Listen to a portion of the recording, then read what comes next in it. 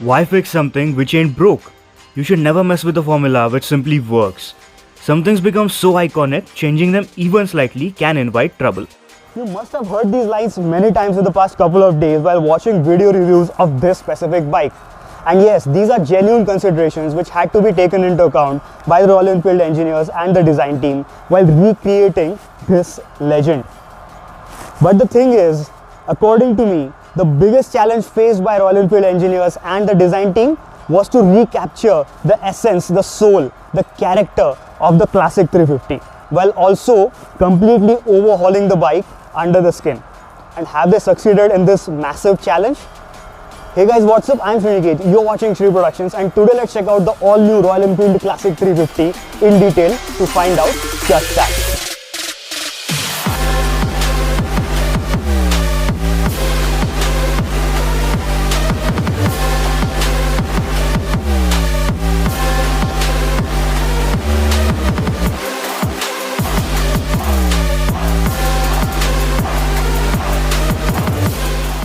Before starting the review, special thanks to Cherry Corporation Royal Enfield for providing me the Classic 350 for a detailed review.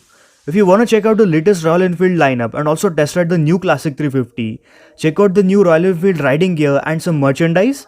Contact details for this dealership are in the description down below. So what exactly is new in the new Classic?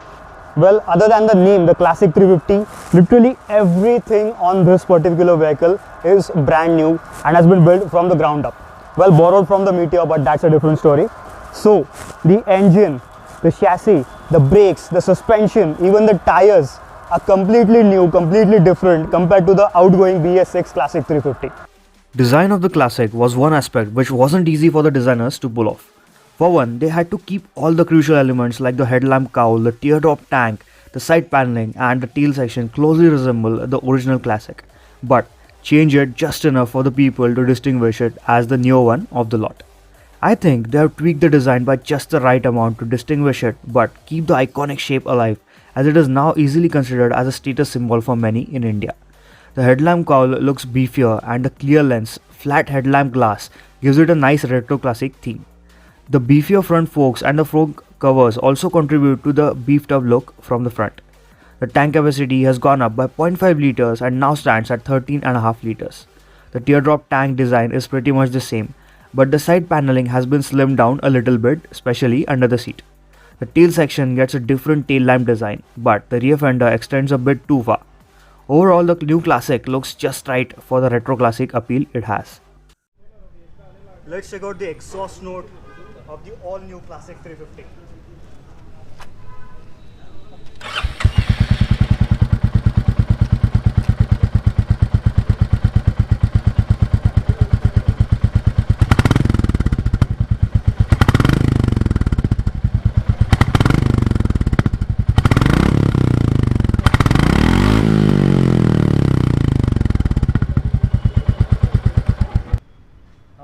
The exhaust note of the outgoing UCE BS6 Classic 350.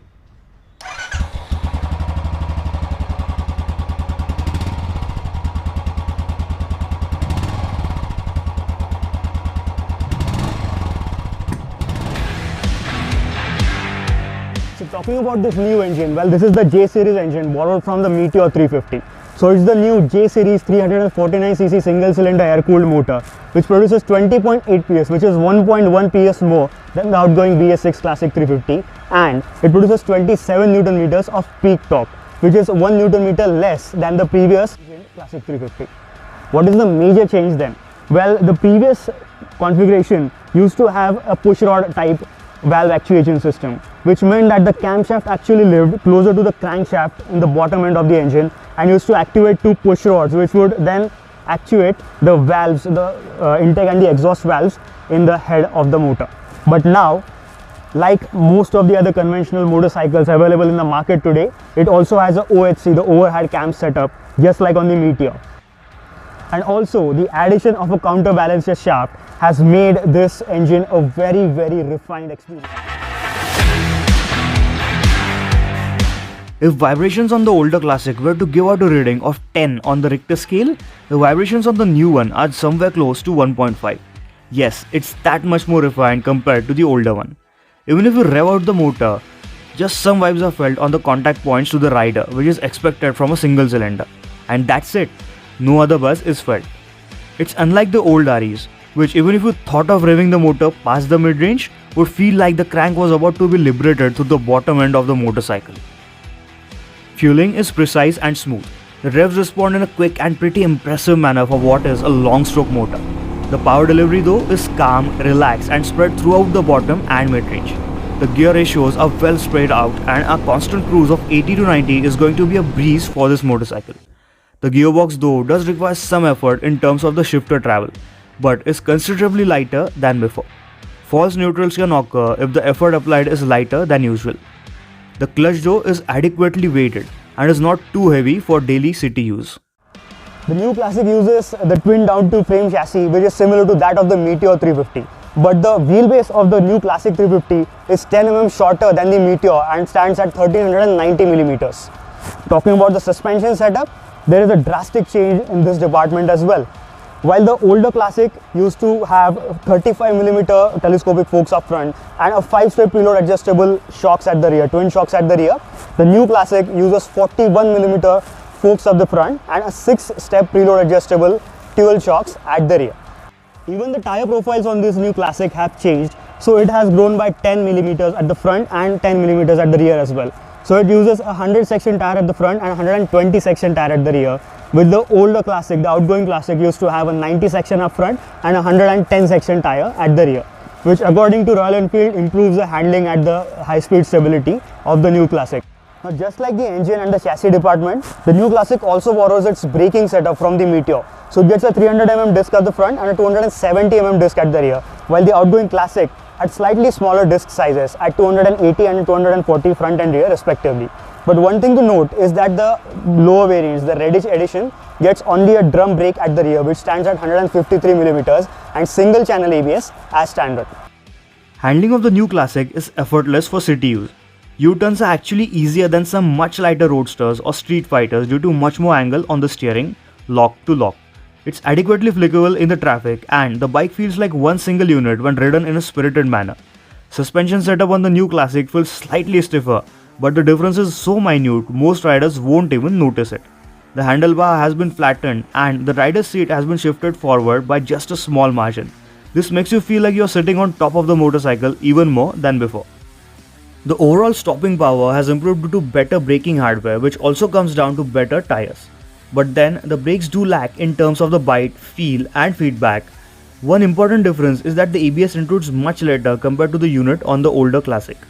And now the most important question which all of you guys must be waiting for, which is how much of that character, that rawness, has Royal Enfield been able to recapture in this new Classic?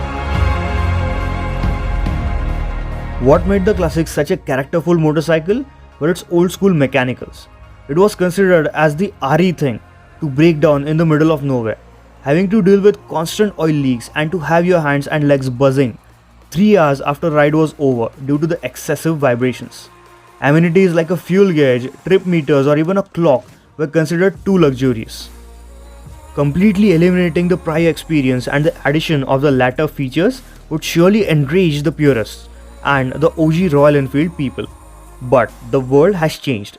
People no longer want a 4-stroke motorcycle which consumes oil at the rate of a 2-stroke one. And that's why the oil change intervals are at every 10,000 kilometers. And that's why the RSA is better than many other rivals. RE is now targeting a much more wider audience who won't mind some extra refinement and a fuel gauge, something it has received 12 years after its inception, and the chain being on the left side of the rear wheel. So, has it lost its character? I'd say instead of looking at it this way, think of it as a more mature motorcycle, a motorcycle which is better suited for 2021 than the 1950s, and you'll get the answer. The new 2021 Classic is available in 5 variants and 11 different shades to choose from. The online configurator also lets you choose between 35 different customization accessories for your motorcycle. Prices start at 2.4 lakhs to 2.8 lakhs on road for the variants which are reddish, halcyon, signals and dark and chrome. So that's pretty much it from my side. Thank you so much for watching. Don't forget to hit that like button and subscribe to the channel right away. I'll see you next time. Take care.